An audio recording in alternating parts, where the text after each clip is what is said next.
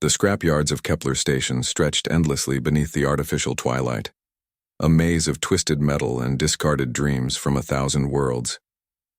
Elsa picked her way carefully through the debris, her worn boots finding purchase on the unstable terrain. At 19, she had spent half her life in these forgotten places, salvaging what others had thrown away.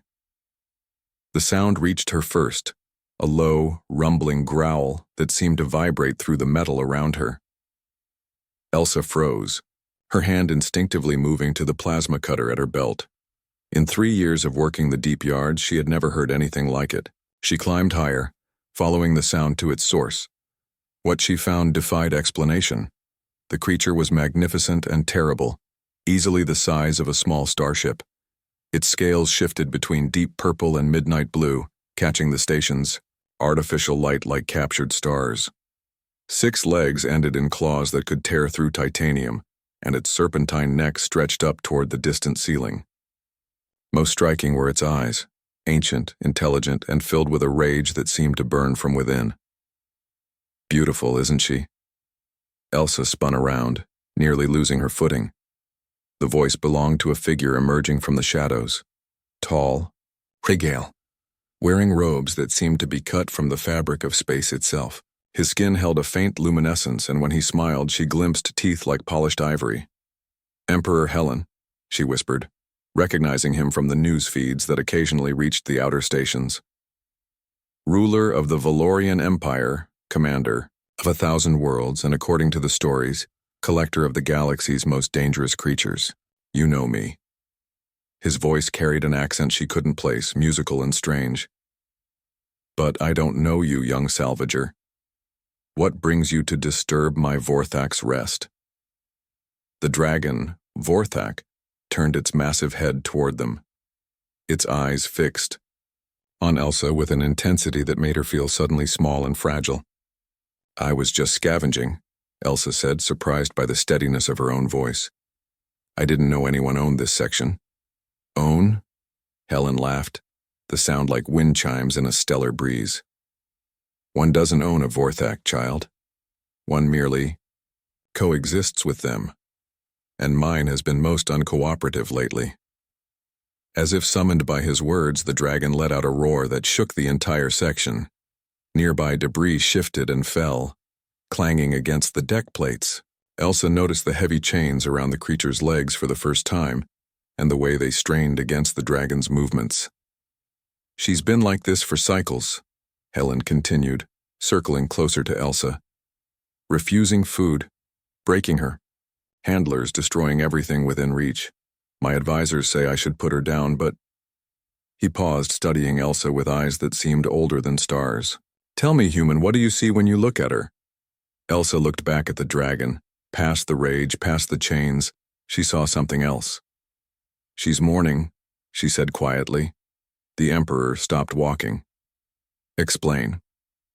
"The way she holds her head, the sound she makes, it's not anger, it's grief." Elsa took a step closer to the massive creature, ignoring Helen's sharp intake of breath. "What did you take from her?" For the first time since his arrival, the Emperor's composure cracked. "Her clutch," he admitted. 3 eggs. They would have hatched into the first Vorthak young seen in this galaxy for a millennium, but they were needed for other purposes. The dragon's eyes fixed on Elsa again, and this time she saw recognition there. Understanding. The creature lowered her great head until they were level, close enough that Elsa could feel the heat radiating from those ancient scales. "If you can tame her," Helen said suddenly, "I'll take you to my ship, my personal vessel with technology your species has only dreamed of. You could see wonders beyond imagination travel to the edge of the galaxy itself." Elsa didn't look away from the dragon's eyes. "And if I can't? Then you'll likely be torn apart in the next few minutes." Slowly, carefully, Elsa reached out, her hand. The dragon's breath was hot against her palm, carrying scents of distant worlds and ancient skies. For a moment that stretched like eternity, neither moved. Then the dragon's massive head pushed gently against Elsa's palm. Impossible, Helen breathed. Elsa smiled, feeling the connection form between them. Not dominance or control, but understanding. She doesn't need taming, she said, her other hand moving to stroke the warm scales. She needs justice. The Emperor's face darkened. The eggs were necessary for... Were they fertilized? Elsa interrupted, her voice carrying a new authority that surprised them both. Helen paused. No, but... Then they were just potential.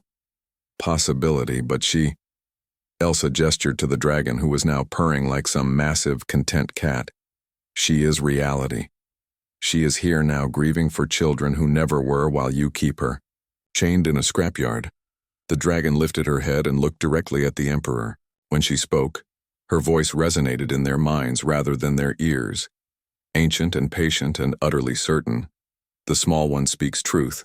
Helen of the Valorians. I am not your pet to be tamed or your possession to be owned.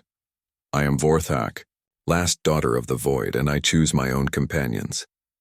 She turned back to Elsa, and her mental voice became warm, almost amused. Will you fly with me, little sister? There are wonders among the stars that even emperors cannot command. Elsa looked up at the magnificent creature, then at the stunned Emperor, then at the chains that suddenly seemed insignificant against the dragon's true power. I thought you were offering me passage on your ship, she said to Helen. The Emperor stared at them both for a long moment, then began to laugh, a sound of genuine delight rather than mockery. It seems, he said, that I have been outmaneuvered by a human scavenger and a grieving dragon. He gestured, and the chains fell away from Vorthak's legs with a series of metallic clangs. Perhaps it's time I learned what it truly means to travel among equals rather than subjects. Vorthak stretched her wings for the first time in cycles, and the sound was like thunder and hope combined. Then we fly together, she declared, all three. The galaxy awaits. As they prepared to leave the scrapyard behind, Elsa realized that sometimes the greatest treasures weren't found in the debris of the past, but in the connections forged between unlikely souls reaching toward the stars.